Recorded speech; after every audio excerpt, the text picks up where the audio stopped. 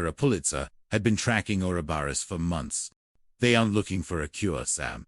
They're looking for a ransom. If they kill off the world's rare medicinal plants, they control the only source of healing left, the one they've stopped. The threat became personal when the first signs of grey rot appeared on the outer hedges of St. The protective limestone seemed to hold it at bay, but the rot was evolving, eating through the very stone that guarded the seeds.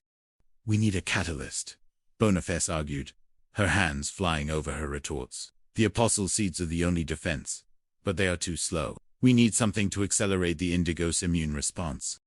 Chapter 18. The Circle Completed. The solution came from the most unlikely of places. Young Helena, watching the purple vapor rise from the lab, brought a handful of crushed limestone and a small jar of wild honey. "The song and the sweet, sister," Helena said. "The flowers told me. They need to be reminded that they are loved." Boniface paused. Scientifically, the honey was a natural antimicrobial, and the song, she remembered the guardian Julian mentioning the vibration of the earth. She realized that the apostle seeds weren't just chemical, they were resonant. Using a high-frequency transducer to mimic Helena's humming and a refined honey limestone solution, Boniface created a luminous serum. As they sprayed it over the garden, the effect was instantaneous. The indigo flowers didn't just bloom. They glowed with a soft, ethereal light, pushing the grey rot back into the dust. The Ouroboros agents, who had infiltrated the village to witness the fall of St. Vincent's, were captured by Sam's team. They were led by a man who had been Ronnie Panessa's assistant decades ago, a man who had inherited the shark's grin but none of his eventual conscience. As the sun rose over a saved garden, Sister Boniface sat with young Helena on the old stone bench. She felt the weight of her years, but for the first time, she didn't feel the burden. "You have the eye," Helena Boniface said softly, handing the girl her own magnifying glass. "Not the one on the box, but the one in here." She touched the girl's forehead. "The foundations are safe," Sister Helena replied, looking at the chapel. Chapter 19. The aftermath of the grey rot incident left Great Slaughter in a state of quiet reflection.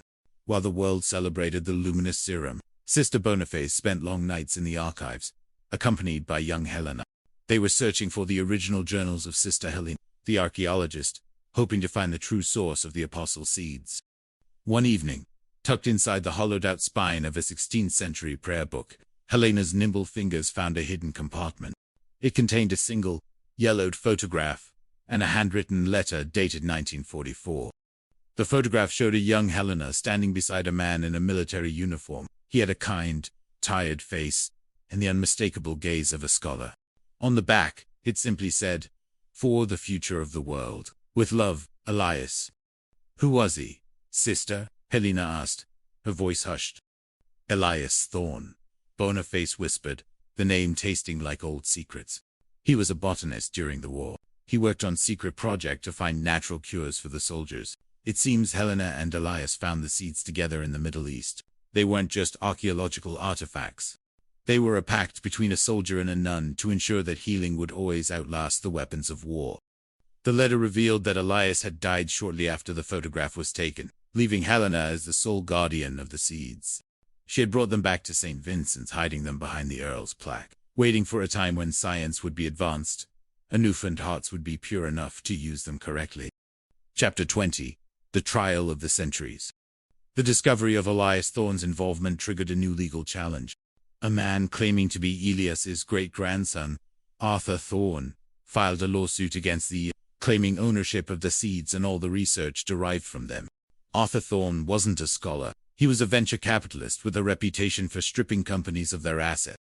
The trial took place in a courtroom filled with the people of Great Slaughter. It was a battle between the cold logic of inheritance law and the spiritual weight of a gift given for the common good.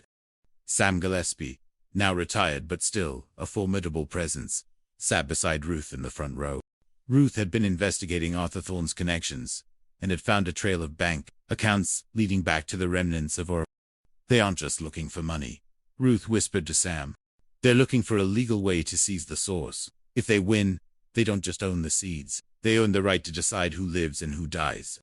Sister Boniface was called to the stand. She looked fragile in her habit, but her voice was a pillar of fire. "Mr. Thorne," she said, looking directly at Arthur, "you speak of bloodlines and documents, but the seeds do not recognize a signature.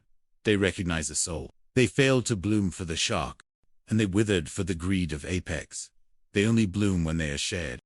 The turning point came when young Helena was called as a special witness regarding the resonant science. She brought with her the small jar of honey and limestone. She explained the song of the earth with a clarity that silenced the room. The judge, a man who had seen too much greed in his long career, made his ruling. The seeds belong to no man. They belong to the sanctuary that preserved them. Arthur Thorne's claim is dismissed.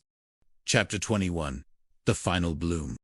The victory in the courtroom was celebrated with a quiet prayer in the garden. But as the seasons turned, a new phenomenon occurred. The indigo flowers began to change color. They were turning a deep, radiant gold, the color of the final bloom described in the ancient prophecies Helena had translated. The scent was no longer just ozone and honey. It was the fragrance of every memory of great slaughter, the damp mist, the wax of the candles, and the laughter of the children. "It's time, Boniface," Reverend Mother Adrian said, standing beside her in the laboratory. "The seeds have completed their journey. They are giving back everything they have stored for 500 years. The final bloom released a fine, golden pollen that drifted over the entire valley. It wasn't a cure for a single disease. It was a strengthening of the spirit. People who had been at odds for decades found themselves reconciled. The bitterness that had clung to the Sedgwick name finally dissolved. Even Matthew Sedgwick, now released and working quietly in the convent gardens, felt the shift. He stood among the golden petals, a man who had finally found his home. Chapter 22. The Heart Unveiled.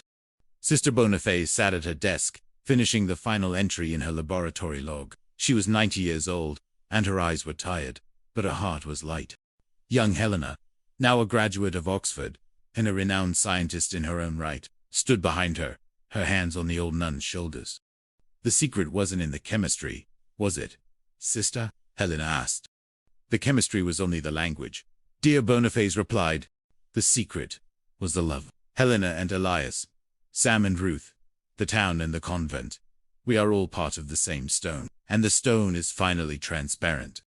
As the sun set on the quincentennial +1, the bells of St. Vincent's began to toll. It was a sound that didn't just stay in the valley, it seemed to resonate through time itself. Ruth and Sam sat on their porch, watching the golden mist settle over the hills. They were old now, their hands intertwined, a testament to a love that had survived every storm. "It's a beautiful story," Ruth whispered. "It's the only story, Ruth," Sam replied. In the laboratory, the light finally went out, but the garden continued to glow, a vibrant, eternal indigo gold, waiting for the next generation to hear the song. Great Slaughter was more than a village. It was a sanctuary where the past and the future had finally, and forever, become one. Chapter 23. The Modern Sentinel. 5 years after Sister Boniface's peaceful passing, Helena Gillespie had fully assumed leadership of the Boniface Institute. At 25, she was a bridge between two worlds, the ancient, silent halls of St. Vincent's, and the frantic, digital noise of the 21st century. The Golden Pollen event had changed everything. The Institute was no longer a village secret. It was a global landmark. Yet, with fame came a more insidious kind of shadow. No longer were the threats just men in suits, or corporate sharks. They were digital ghost algorithms designed to crack the genetic code of the apostle seed through remote sensing and cyber. "They're probing the perimeter again, Superintendent Livingston," Helena said, her eyes fixed on a glowing monitor in the updated lab. Felix, now gray-haired but still sharp, stood behind her. Not the stone walls, but the data servers. "Someone is trying to synthesize the resonant frequency." "It's Ouroboros," Felix replied, his voice a low growl. "They've evolved into a decentralized network. They don't want the seeds anymore, Helena. They want the song that makes them work." Helena looked out at the garden. The indigold flowers were quiet, their leaves shimmering in the twilight. She felt a strange vibration in her chest, a low hum that she had felt since she was a child. It wasn't a frequency you could record. It was a frequency you had to live. Chapter 24. The Digital Eye. The attack came at 3 a.m., the hour of the wolf. A massive cyber surge targeted the Institute's cooling systems and the garden's automated misting units. If the temperature rose too high, the delicate resonant balance of the apostle seeds would be shattered forever. As the technicians scrambled to restore the firewalls, Helena did something that shocked them all. She grabbed a simple wooden staff, the one Julian had left behind, walked into the dark garden. "Helena," Get back inside.